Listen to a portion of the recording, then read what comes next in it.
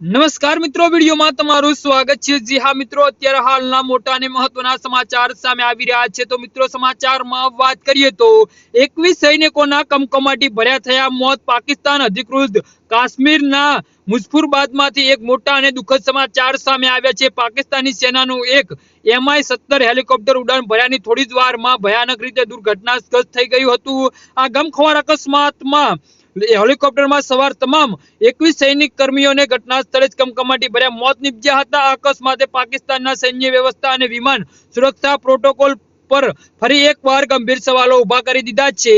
તો પ્રાપ્ત માહિતી વિગતો અનુસાર આર્મી હેલિકોપ્ટર સૈનિકોને લઈ લીલમ વેલી સેક્ટર તરફ જઈ રહ્યું હતું। ઉડાન ભર્યાની ગણતરીની મિનિટોમાં જ વિમાનમાં કોઈ મોટી ટેકનિકલ સર્જાઈ હતી અને પાયલોટે પરિસ્થિતિ પર કાબુ મેળવવા અને હેલિકોપ્ટરને સુરક્ષિત ઇમરજન્સી લેન્ડિંગ કરવા માટે આખરી સમય સુધી ભારે પ્રયાસ કર્યો હતો, પરંતુ તે સફળ થયો શક્યો ન હતો અને હેલિકોપ્ટર જોતજોતામાં જમીનદોસ્ત થઈ ગયું હતું। જી હા મિત્રો, તો આના વિશે તમારું શું કહેવું છે તો નીચે અમારી કમેન્ટ બોક્સમાં જરૂરથી જણાવજો અને અમારી YouTube ચેનલને સબસ્ક્રાઇબ કરવાની ભૂલતા નહીં। ધન્યવાદ।